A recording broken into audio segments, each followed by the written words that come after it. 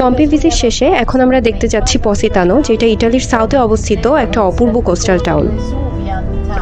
পসিতানো কিন্তু সিট্রাস ফ্রুটের জন্য খুবই ফেমাস। এখানে প্রচুর পরিমাণে লেমন উৎপন্ন হয়। তো এই লেমনগুলো দিয়ে এখানে এক ধরনের লিকার তৈরি করা হয় যেটাকে বলা হয় লিমনচেলো। শুরুতে আমরা এখন এই লিমনচেলো প্রডিউস করে এরকম একটা ফ্যাক্টরিতে নামবো, আর তারপরে এটা ভিজিট শেষে আমরা পসিতানোতে যাব।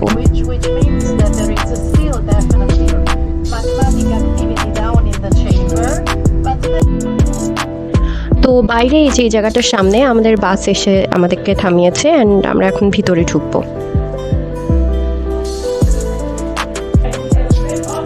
তো শুরুতে ঢোকার পরে আমাদেরকে একটা ছোটোখাটো ব্রিফ দেওয়া হয় যে এটা ওরা কীভাবে তৈরি করে। মূলত ওয়াইনের সাথে লেবুর পিলটাকে ওরা ফার্মেন্টেশনের মতো করে লিকারটা তৈরি করে, আর এটা নাকি ওরা ঘরে ঘরে তৈরি করে, মানে এটা নট যে ফ্যাক্টরিতে অলওয়েজ প্রডিউস করা হয় তা না, এটা ওদের ঘরেও তৈরি করা হয়। What we need to make our limoncello, to have this bottle, we need 4 different elements. The first one is alcohol made with grains. Everyone speak English. French? No. Okay. The second one is only the lemon zest. The third one is sugar, and the last one is water. How we mix the elements? We take the lemon zest, we put in alcohol for 1 week. After these days, we remove the lemon zest and then we add the sugar and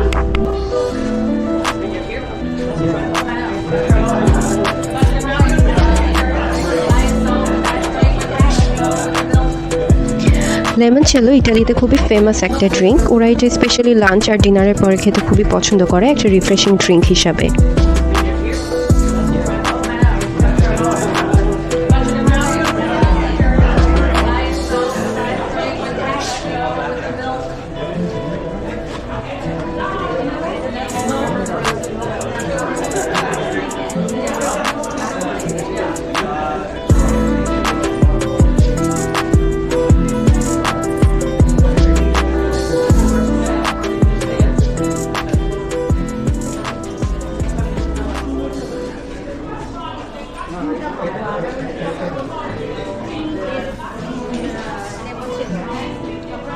তো ভিতরে যাওয়ার পথে আমরা দেখছিলাম যে ওরা বিভিন্ন সাইজে বিভিন্ন প্যাকেজিংয়ে লিমনচেলো রেখে দিয়েছে, যে যেভাবে কিনতে চায় আর কি।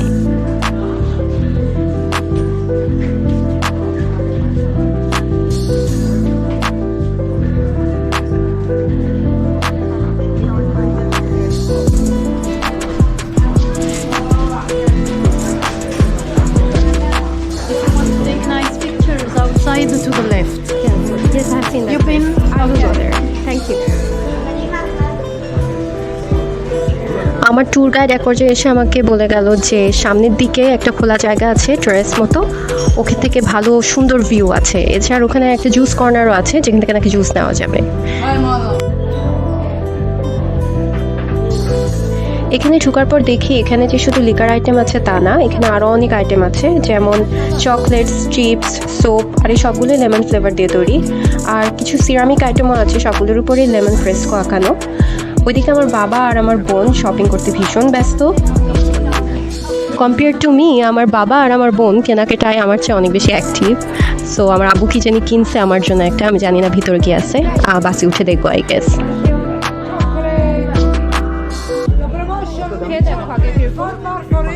This is the box for chocolate. 1 for €5, 3 for 14, 4 18.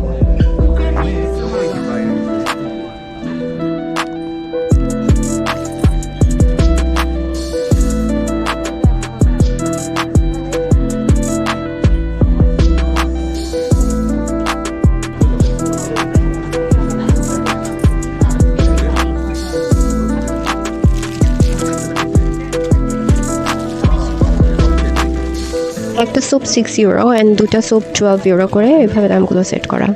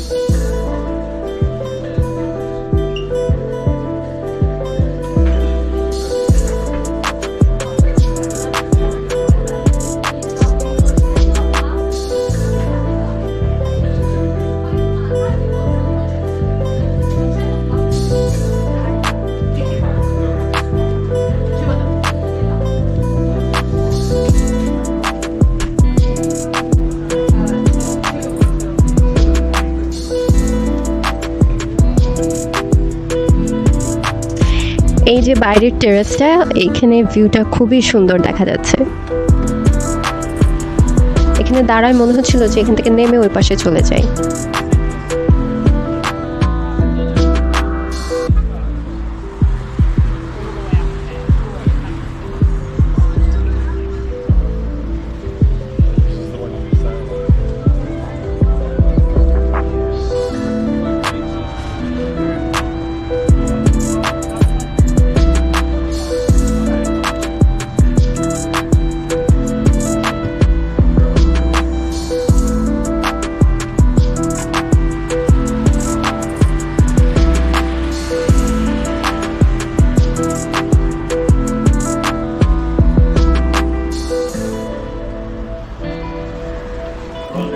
আমরা কিছুক্ষণের মধ্যে আবার বাসে উঠে যাব। তো আমি কাউন্টারে আসছি একটা লেমনেড অর্ডার করার জন্য। আমি লেমনেডটা নিয়ে বাসে উঠবো। হিয়ার্স মাই লেমনেড। দুপুরবেলা গরমের মধ্যে ঠিক এইটাই দরকার ছিল। লেমনেড তো আমি খেয়ে ফেলছি, আর এখন খালি বরফের কুচিগুলো আছে, এগুলো সূর্যের আলোতে গলে যাবে এবং আমি এটা খেয়ে ফেলবো।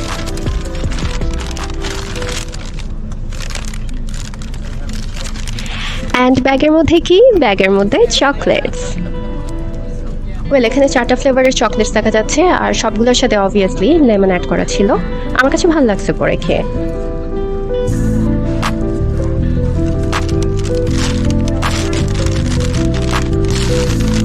তো আমাদের বাস সামনের দিকে আবার আগানো শুরু করেছে, আর আমাদের ট্যুর গাইডও আমাদেরকে মজার মজার সব ইনফরমেশনও দিচ্ছে, আবার কিছু মিথোলজিক্যাল গল্প বলতেছে, সব এখানকার লোকাল মিথ যা আছে সেগুলো। Cost of real estate, you know, it's not really the only, let's say, the location, but if you, of course, are on the waterfront in this area, we have no possibility for new licenses, no new constructions. Actually, we overbuilt last name is Russian, Russo, and this is, you know, now we are on the Amalfi coastline, and as I was telling you before, you see that there are no paths, no little streets that. আচ্ছা, এখন যেটা হলো, আমরা সামনে কিছু দূর আগানোর পরে আমাদের বাস থেমে গেল। ওখান থেকে আমরা বাস চেঞ্জ করে দুটা কোস্টারে উঠবো, কারণ সামনের দিকের ক্লিফ রোডগুলো এত বেশি ন্যারো যে এটার মধ্যে দিয়ে বাস যেতে পারবে না।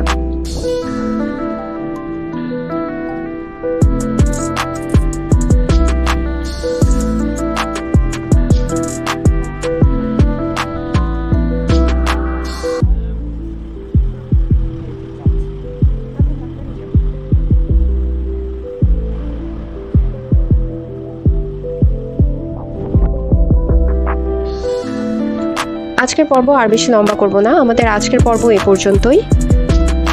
আমাদের পরবর্তী পর্বে থাকছে বিউটিফুল ক্লিফ টাউন পসিতানো, আর সেখান থেকে ফেরার পথের অপূর্ব সিনিক জার্নি।